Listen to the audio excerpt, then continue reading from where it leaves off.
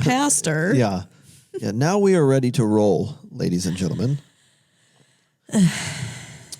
Welcome to Emotionships, where we talk about the real reason everything happens for a reason. I'm your host, Charlie Carroll, along with my clear-headed co-host, Mallory Redmond. How do you know? Now, welcome to the program. Thanks. How are you feeling today? I feel, that's good foam.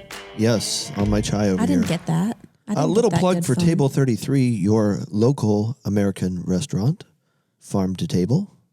Go on. Yeah, that's good. Would you like to say anything else about that? No, not right now. Maybe later. I feel good. I don't know that I feel clear-headed. We gotta talk fast because I feel like I'm on the verge of going from hungry to hangry. Ooh. Which is a little dicey. For all of us. So Yep. Okay. no, but I feel fine. I feel great. I'm ready to go. Ready to roll. How do you feel, more importantly? How do I feel? As our esteemed host? I feel good. It's a rainy day here, and it's good to be inside and focusing on the things that rainy days let you focus on. Interesting. I did have my son text me yesterday. This is what I was just thinking about because I was just texting him again, and I was reminded of a text that I got from him yesterday, and he said, "Hey, are you going to be home before you go down to the restaurant for Taco Tuesday?"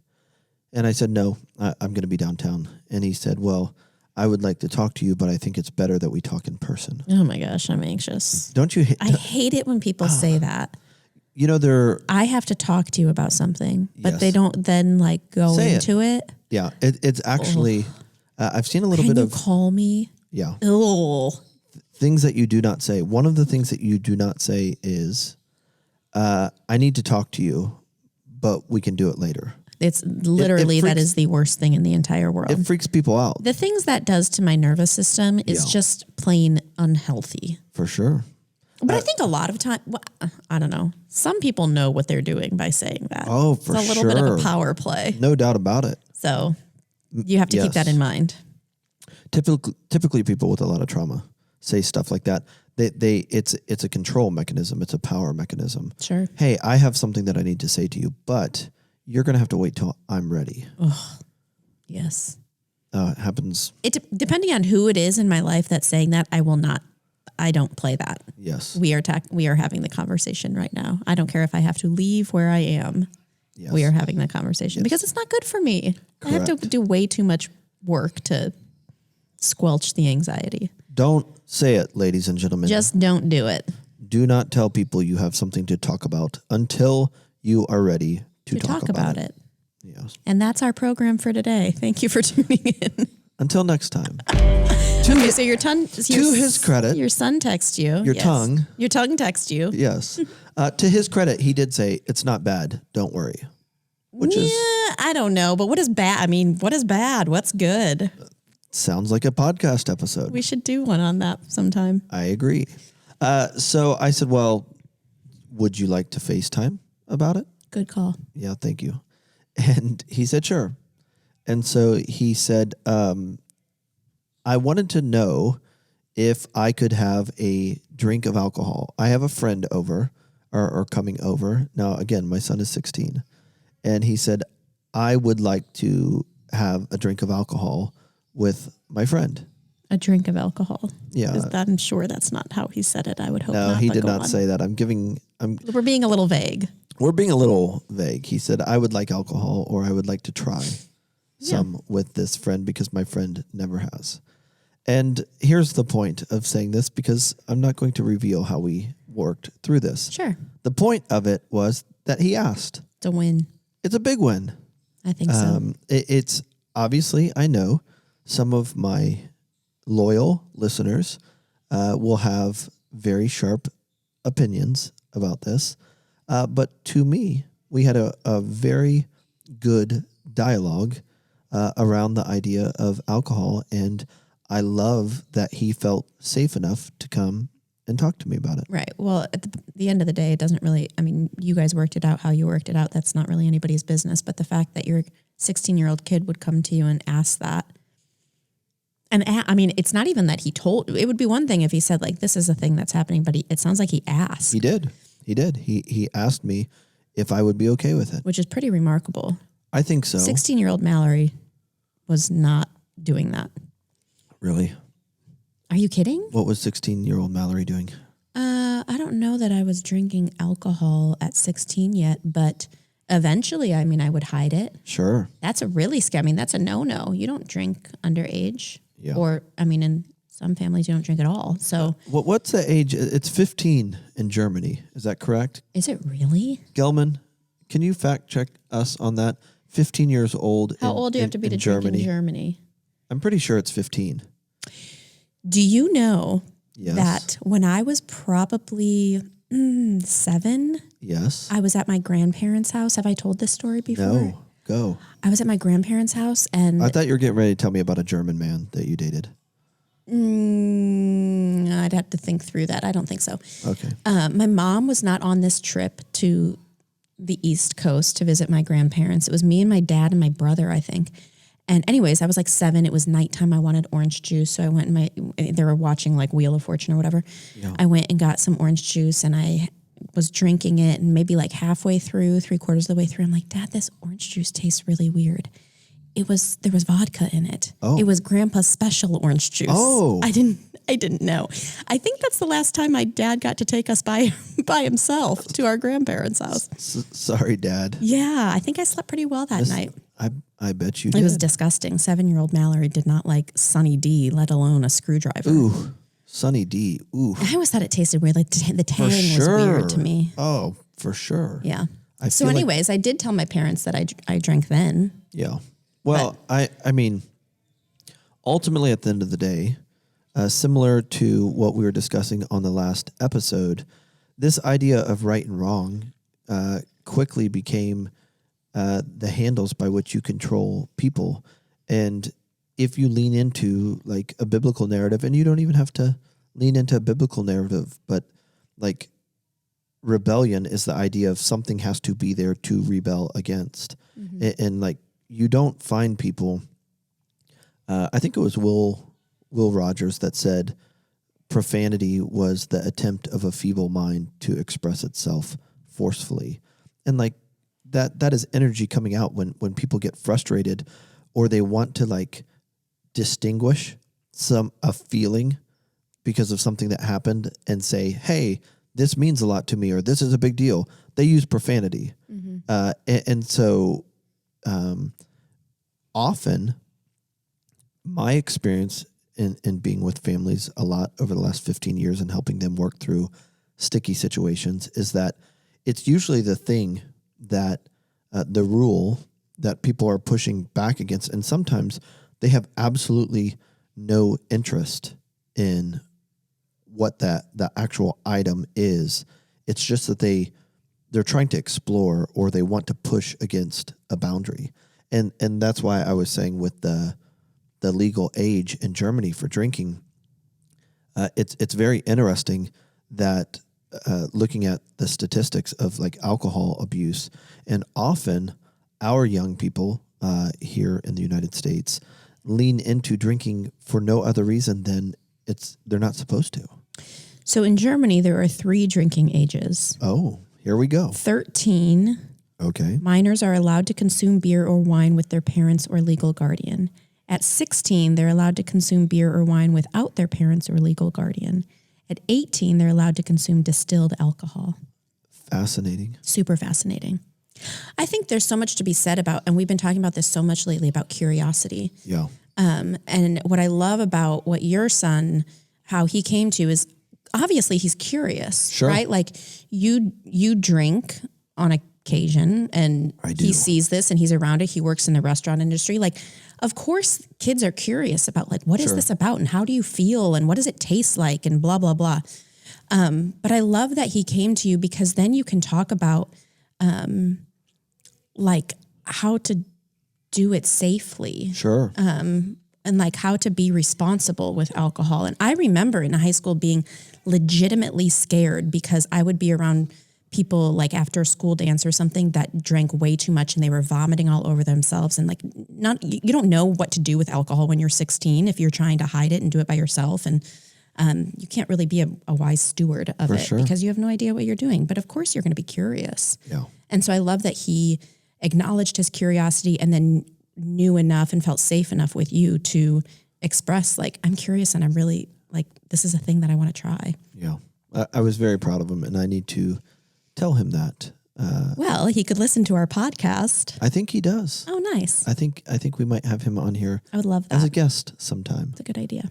But again, we said on, I don't know, several episodes back that the parents that are doing nothing but trying to keep their kids from certain experiences are totally missing the point. Totally missing the point. Mm-hmm. And I'm like, for young children, I understand like filters on phones and TV ratings and all of that. But at the end of the day, those things are only in place, or should only be in place, for young people that do not know any better. When you are screening your child's phone, you're looking at it, picking it up and looking at it. You are not allowing them to go to certain parties, or they're not allowed to watch a certain rated movie. Basically, what you are unintentionally doing is teaching them that you do not trust them, and that in not trusting them, you are going to give them or create avenues by which they go and try to explore and discover truth in what adheres to the facts. That's the definition of truth elsewhere, through other people. You cannot get rid of an individual's curiosity. And I think one of the things that religion has done that is very detrimental to young people and to families is we have made the thing the problem. So like alcohol is the problem, when it's not. It's too much alcohol that's the problem. Or we've made sex the problem when sex isn't the problem. It's the context in which, the potential context that you're having sex in, that could be the problem. And so when there is curiosity and the hunger for more and for discovery and for pursuit in every one of us, and out of laziness or ignorance, parents just blanket certain subjects and say, you're not doing this. Really what you just do is you teach those children to lie. Oh, for sure. You teach them to hide things. Well, when you tell someone, any person, adult, kid, I don't care who it is, but when you tell them like, you cannot go behind that door, you're only elevating their curiosity about what's behind that door. For sure. And for most people, they're come hell or high water, they're going to get behind that door. It just might be that you don't know about it. They do it without you. Yeah. Without you knowing. And that only causes distance in the relationship, a relationship that you seem to care a lot about if you're trying to protect them. Yeah. It tends to be unprocessed or unrecognized, or both, trauma in parents that have them scared half to death of the things that could be out of their control, or what seems out of their control. And they therefore try to use belief, right, and doctrine as a means for their children not doing something, or them not doing something. Mm-hmm.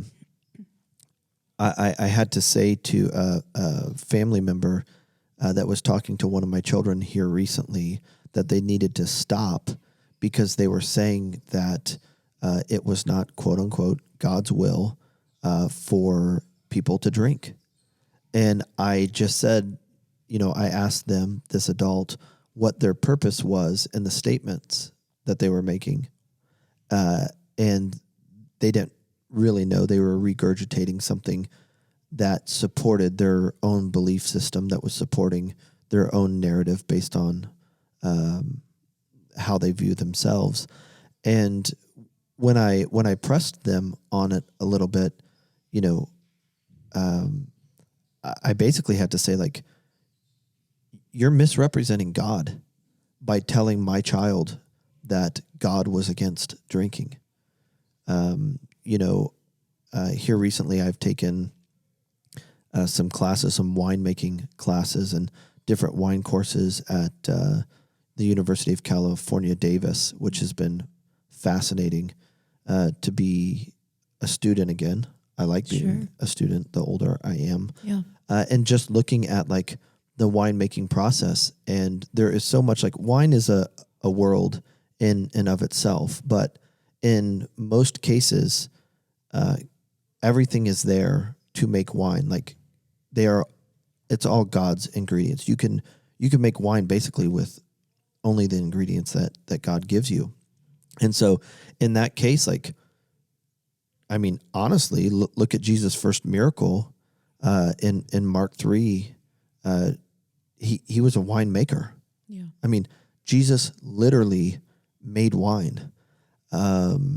It's been a pretty traditional evangelical narrative that we're not to have alcohol. Jesus himself drank. I think it's in Luke 7 where Jesus is addressing like the religious guardians of the day, like the religious ruling class. And he says, John the Baptist came and had this special calling where he wasn't going to eat or drink what everybody else ate and drank. And he like acknowledged it as a special calling. And Jesus says to the religious guardians who made everybody else's business their business, right? Which, going back into the last episode where we were talking about programming, and we just often fail to investigate or to ask ourselves why we believe what we believe or who told us that. Right. It's interesting that there are guardians out there, like moral guardians or spiritual sheriffs that want to regulate or monitor everyone else's behavior. And I think the programming that they don't suspect is that they get a sense of their value and how they're doing based on some sort of hierarchy as to what it looks like to take your faith more seriously or to be closer to God. And if I know that this person is below me and this person is above me, I can get comfort in knowing where I stand, and I'm definitely not toward the bottom. Mm-hmm. And so when people say, that we shouldn't drink or that alcohol is a problem, you fail to understand that Jesus' first miracle was in making wine for people that were in a party environment. And the best thing in the world, I absolutely love it, when they tried to tell me that it was just grape juice. Oh, it was just grape juice. That's why the host of the party said, don't you usually give the best wine first and then all of the crappy wine that nobody can taste because they're drunk is at the end? Mm-hmm. You gave us the best wine at the end. Like, that had not changed. And so the narratives and the things that we make up in order to reinforce our belief system and our programming is just as much a misrepresentation of God, and often a greater misrepresentation of God than the person that is selling their body on the street corner in order to pay for food. And so I had to say to this very spiritual family member of mine that if you're going to try to talk to my child about what God is like because you feel like maybe their parents, me, are misrepresenting God by drinking, you better make sure you have your stuff together, because the truth of the matter is, getting back to Luke chapter 7, Jesus says, hey, John the Baptist came and had this special calling. He wouldn't eat or drink anything that you guys ate and drank. And actually what he says is he would not eat or drink wine. And then the next statement is the Son of Man, referring to himself, came eating and drinking. And you guys call him a drunkard, validating that he was drinking wine. Mm-hmm. And basically the point was, with people that have a programming that has them evaluating everybody else's behavior, that they end up projecting their own belief system or their own programming on other people, and in doing so, misrepresenting God themselves. Yeah. And we wake up one day and we're sticking to these narratives and we're telling our kids what they can and cannot do. And the greatest tragedy in all of it is that our young people go elsewhere to get advice from their friends or from people who probably do not care about them as much as their parents do, but they cannot trust their parent because they know somehow, some way, what they're saying is not right. Yeah. I mean, there's so much to be said for, gosh, it's so much work to raise human beings. Because I think there is like a level of apathy or laziness, whether it's conscious or not, in just saying like, you can't do this, you can't do this, you can't do this. Sure. But I also think it's easy to swing on too far onto the other side and saying like, you can do this, you can do this, you can do this, and not, Very much so. and not having any sort of like boundaries for our kids. And so I'm curious, like how you've been parenting far longer than I have, how you navigate that and how it changes from kid to kid, or if it does change from kid to kid. And I mean, ultimately it's lazy to have too many closed doors, and it's lazy to keep them all open. Yeah, I agree. So how do you think about that? Well, yeah, I think it's a good question. I think when you ask about or you identified the difference in children, I think it's really important. I think it's Proverbs 24-25 that talks about train a child in the way they should go, and when they grow older, they will not depart from it. A lot of people have misapplied that verse to make it like give them the 10 Commandments or train them. I mean, the Christian school that I went to took that verse and made it all about biblical principles. Like give them these 10 biblical principles or give them these 12 habits and like memorize scripture and they won't depart from the faith when they get older. That's not what that verse means. What that verse is talking about is like, what is their love language? What is their Enneagram number? What is their communication style? And that's why we have been so passionate about in our companies and even at City Church, we were creating a personality profile to help people understand the lens by which they view the world and view others. And so I was just saying in a staff meeting this morning at the Miami Valley Life Alliance that often we can't relate to the world or to our community until we can relate to like our more intimate or closer relationships. But we can't relate to those closer relationships if we can't relate to or understand ourselves. And so it's dangerous when that idea of taking up your cross neglects the discovery of self and figuring out how am I uniquely made or wired to see and then interact with the world around me. Because, if, my daughter Kate is an 8, and so that's the challenger. Mm-hmm. She loves a challenge. I mean, she wants, if, speaking of like a standard, similar to her father, if she is told that there is a boundary there, she's going to test that boundary because the boundary basically says you can't go here. And the challenger, which we need a lot of those in the world, thank God that Steve Jobs was a challenger or he would have given up a long time ago. The challenger says who? Or are you sure? Or maybe I can. And so someone that is like an 8 versus a 9, who is going to be like more of the rule follower and more inward motivated and like peace oriented, keeping the peace, you're not going to have the same challenges with the Enneagram 9 that you're going to have with the Enneagram 8 or, like the Enneagram 3.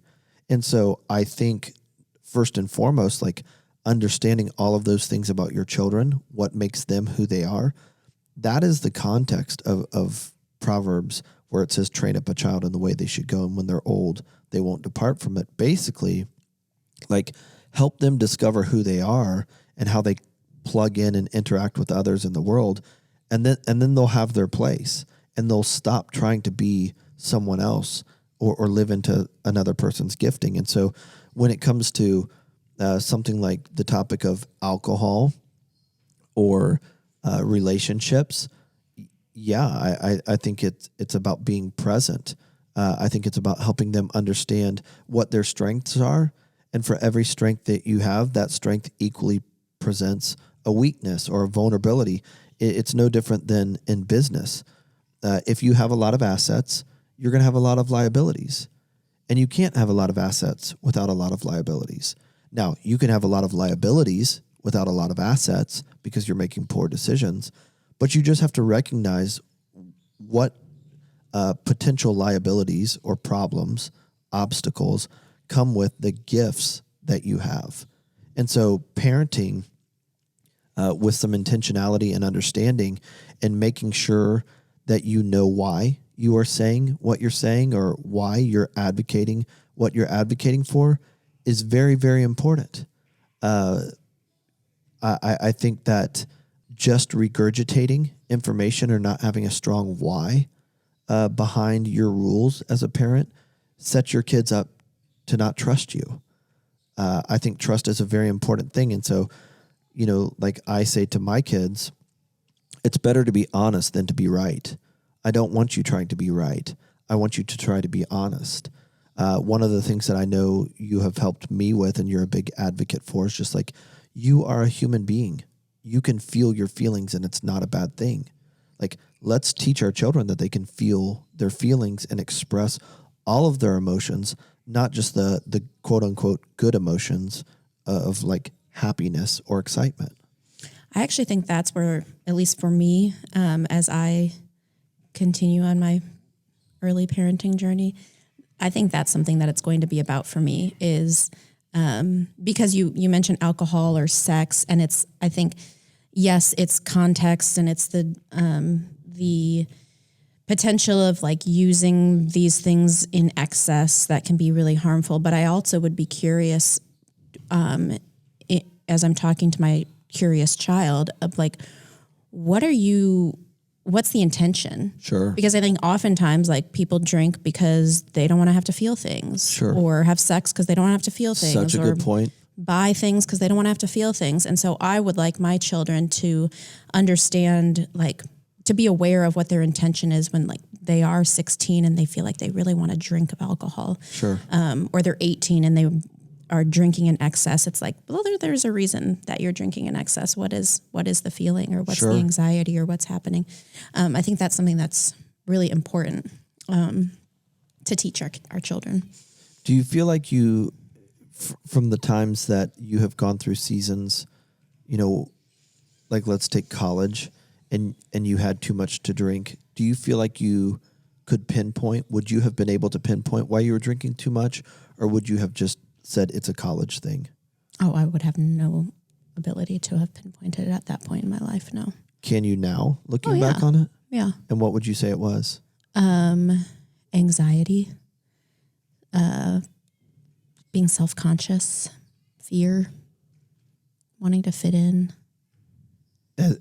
Just at your core, you were not enough? Mm-hmm. Yeah. And so I think that there's a way to, I don't know what the way is, but I think there's a way to steward our children's curiosity, like your son was curious about alcohol, while also at the same time trying to like help them understand what's happening beneath the surface, if it's not just curiosity. Yeah. My 3-year-old, the other day, I was backing out of the driveway and I was getting a little too close to the car, my husband's car next to us, and she looked out her window and saw that we were right next to his car, and she goes, "Oh shit."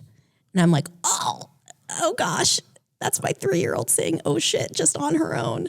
And so, I can't teach her at this point. I just need to be more aware of what I'm saying in front of her, because I can't teach her at this point. Like, okay. Because she recognized. I say that when I'm frustrated or scared or something. And so she has picked up on it, but she cannot at this point understand my intention behind it. And so I need to do a better job of stewarding what she sees and this is my assumption. I don't know. Sure. I'm new at this. What she sees and hears, because she doesn't have the ability to understand my intention. Yeah. or what's happening beneath the surface. And so I think what's really hard, and back to the conversation about how you don't swing too far on one end or the other when it comes to boundaries, is like you're kind of building the plane while you're flying it, because it's really easy to say like, oh, that's who you are. Yeah.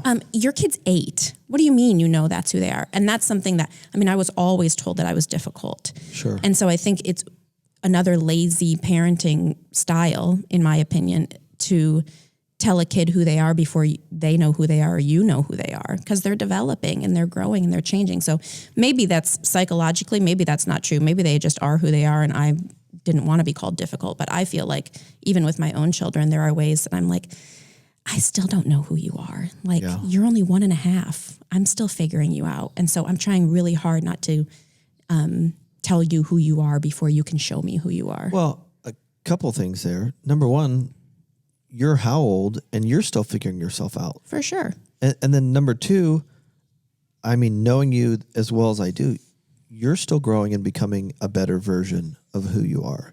And so if we're still learning who we are, and we're still committed to becoming a better version of who we are, like, what's the obsession with trying to like put a fence around someone and say, this is who they are? But I think that's what makes it so hard with fences. Right. Is like, our kids do need fences. And so if you're saying like, well, you're an 8, and so this is the fence that you need, how do we know? How do we even know that? Yeah. I don't like the idea of fences. I like the idea of filters. Like, this is by... This well, can we help. talked about boundaries. Yeah. And I think that, again, understanding the filter, like an Enneagram filter, meaning in general, this is how they're going to see the world, can help us better help them understand boundaries and what boundaries are going to be or need to be more real for them based on who they are or how they're wired, versus just these blanket, impersonal boundaries that tend not to work. So at what age do you say that my kid is this on the Enneagram? Well, I think there's more and more information coming out now that those numbers can morph and change as we grow and our environment shapes us and our understanding like begins to change our actions. I don't think that, again, the way our biology and our brain works is we want to come up with conclusions and say, this is who a person is. But no, that's just a snapshot of where they're at right now. Right. And so I think it's important. That's why you have the ongoing dialogue and you check in and always are evaluating how are they seeing the world and what is the primary lens or filter by which they seem to be processing this phase of their life. Mm-hmm. Someone asked me, they listened to last week's episode about good and bad, and they said, could you explain that more?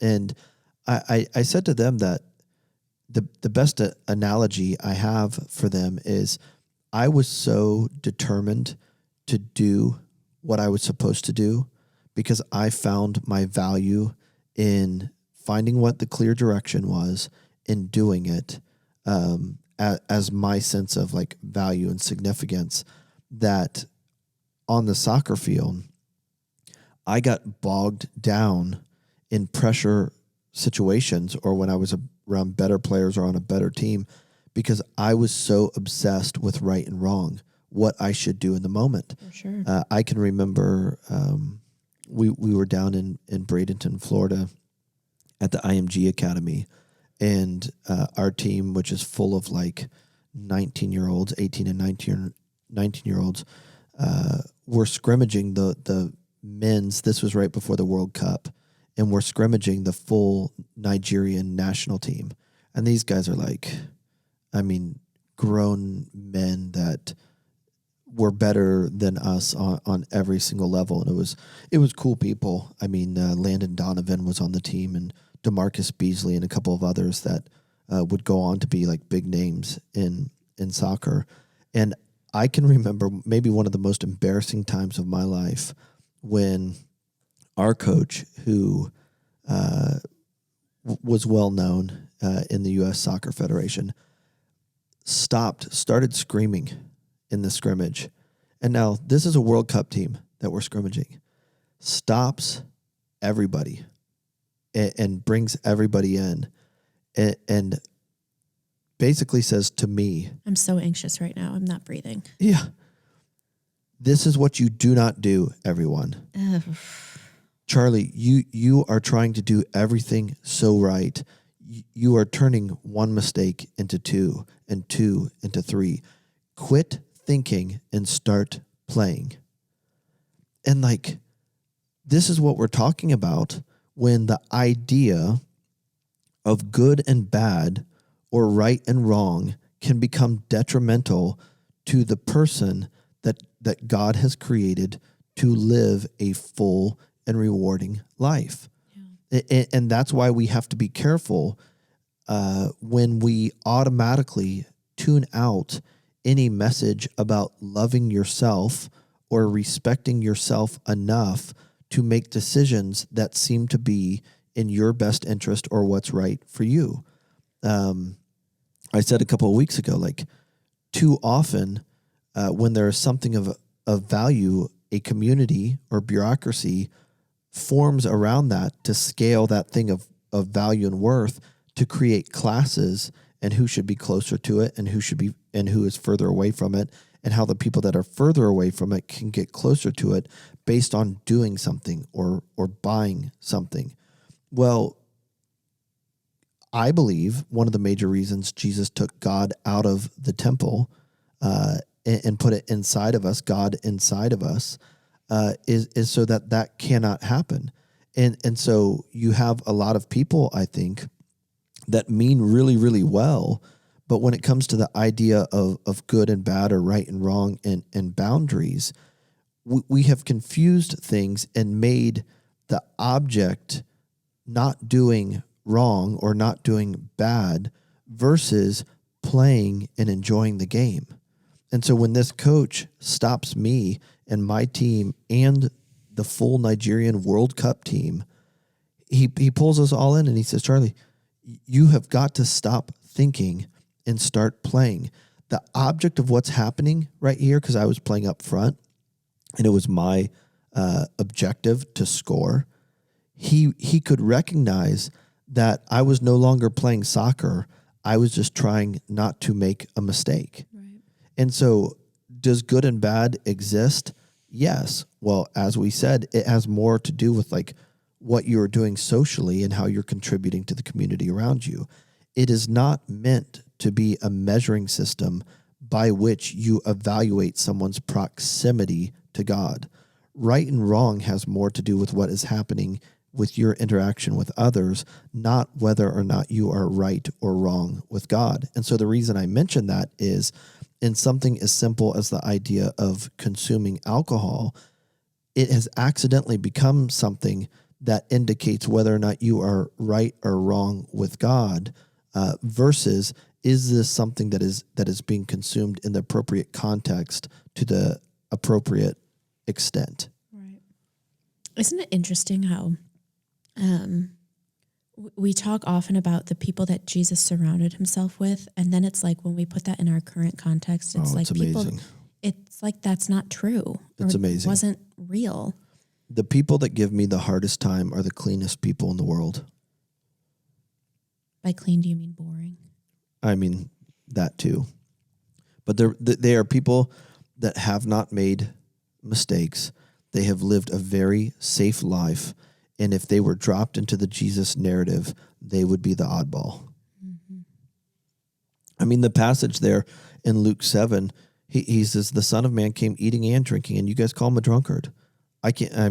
Essentially saying, I can't even have a drink and laugh with my friends without you saying he's disqualified from being known for his proximity to God because he is drinking something and having a good time and enjoying his life. I mean, he had to come out and say, to the religious ruling class, to the spiritual sheriffs of his day, that it's the sick that need the doctor, not those that are quote unquote well. And see, again, I have a lot of compassion because I've been performance driven too. But a lot of the people that have a hard time when you talk about Jesus being the misfit, which he was, you're destroying the ruler, the measuring system by which they have gotten their value. I don't do this, or this, and therefore I am closer in proximity to God because I take these things seriously. Right. Well, I mean, it comes back to, whether, and it's hard for us to appreciate Jesus' commitment to women in his day, because though, there are still women's rights issues in every country, to include this country, I mean, people would not be able to breathe if they saw how bad it was for women in Jesus' day. Sure. I mean, they were not allowed to testify in court if they saw murder happen right in front of their eyes.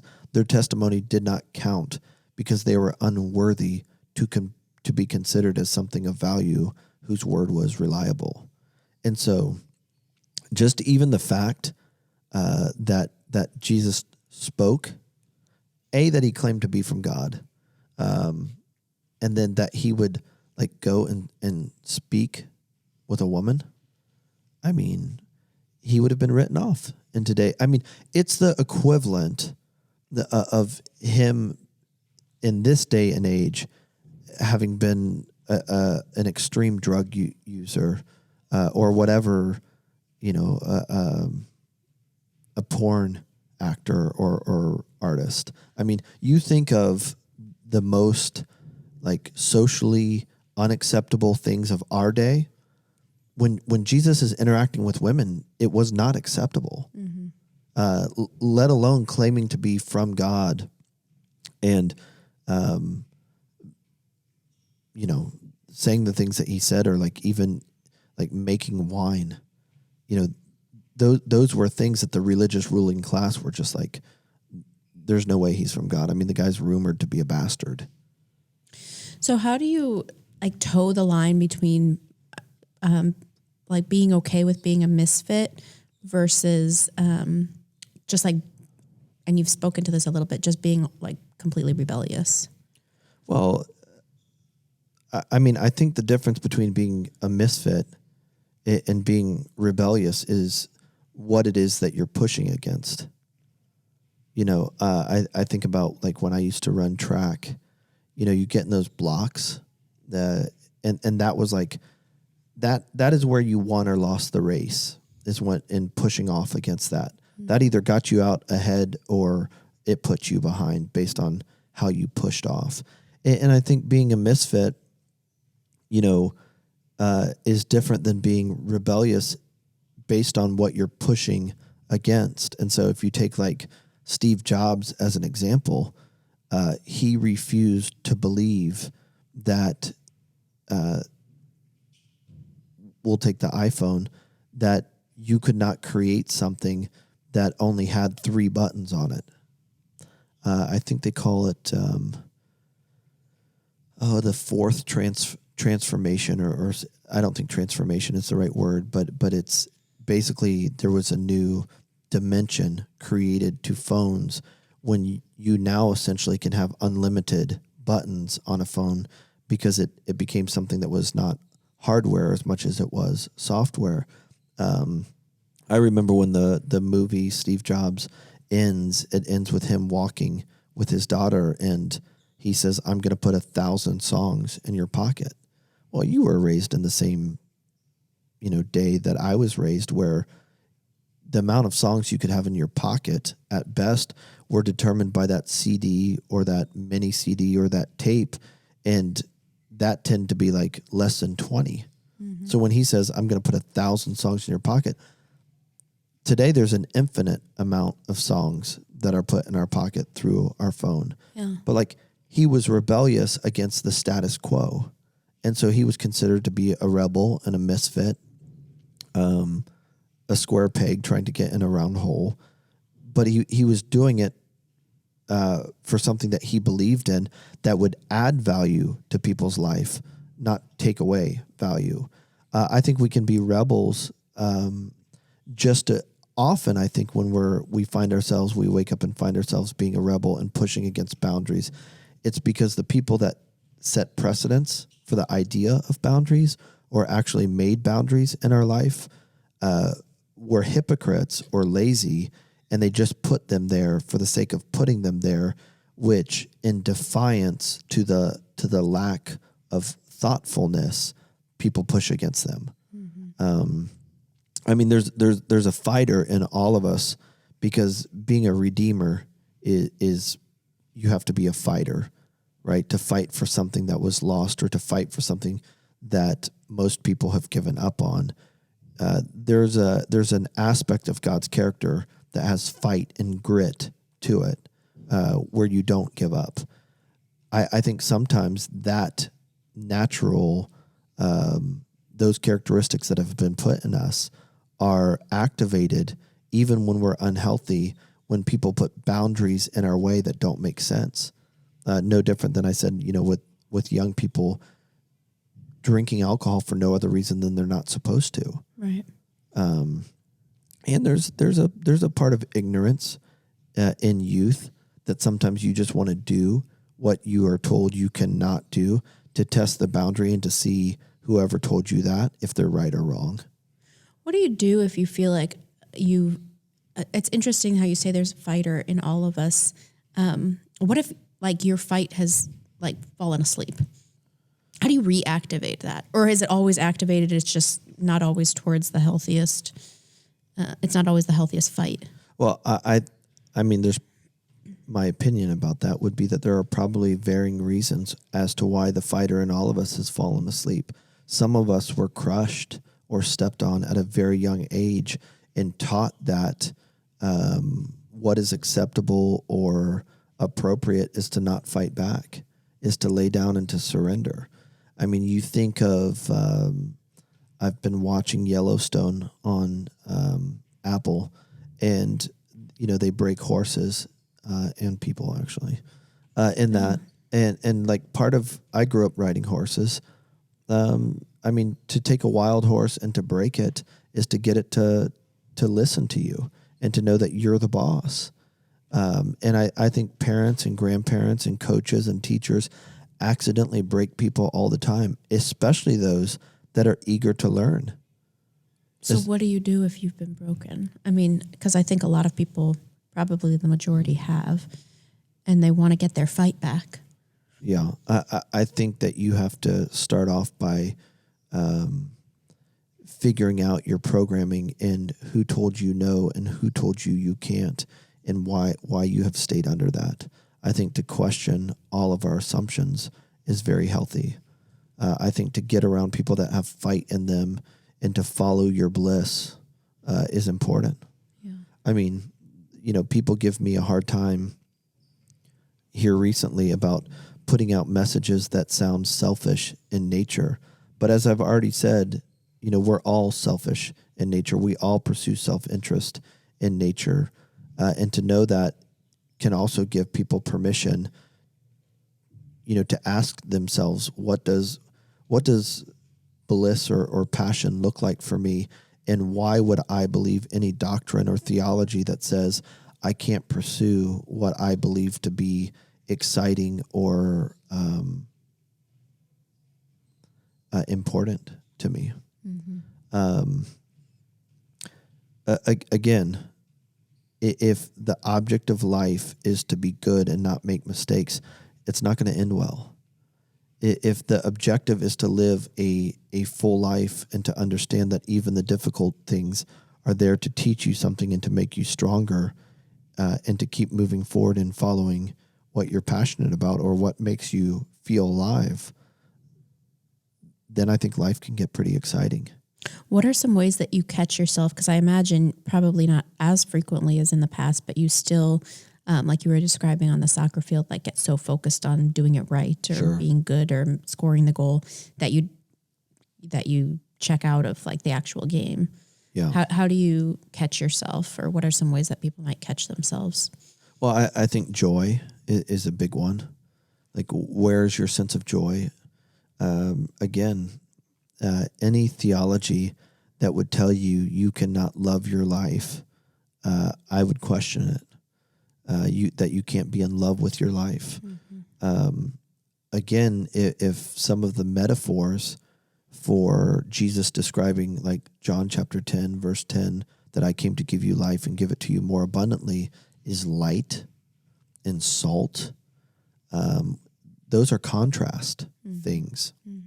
And so the best advertisement for God, which represents the absence of absence or the absence of thoughtlessness, is for you to live not a perfect life, not a flawless life, not a life that has zero poor decisions, but a full life, one that you enjoy, that even in the hard times and the hard feelings and the disappointments, you still find a way to allow those to move you forward, to bring color and contrast to your life. I mean, often the ceiling is determined, the height of the ceiling is determined by the depth of the basement. There's so much of your life you get back when you stop freaking out about imperfections too. I remember years ago, I spent so much time editing a photo on Instagram or something. Yeah. And I finally posted it, and it was like not super satisfying. And I just had this thought of like, I just spent so much of my life editing this dumb photo. Sure. And I think we do the same with our lives. It's like, as long as we're portraying the right thing and we look clean and good and right, we have our stuff together, like we're okay. And you end up spending so much time editing that you don't get to live. Well, and I think that's the point. And I think that's what our children want and our grandchildren want is they want a demeanor or a disposition in those that they are supposed to trust that do not put so much weight on trivial things that tend to come and go. That life somehow is bigger than the potential mistakes we can make. That it's an obsession with the small things that make life beautiful, even when those small things are the hard things at times. To come alive, to be fully human, to feel it all, to embrace every moment that you have as the only moment you have. What do you mean the small things? I mean, I no different than you mentioned in being out on your run and like looking at the bark on a tree and saying like, man, I wonder how long that's been here. You know, how many people have passed by it, in the best and most difficult phases of their life. I mean, looking at the color in flowers, to see like even their time is limited. I mean, I think Solomon originally talked about just like how those flowers spin and blow in the wind, and they're here today and gone tomorrow, and so is our life. And so, to appreciate like the fundamental elements of life and what changes, and to be fully where we are. Good. 66. Episode 66, everyone.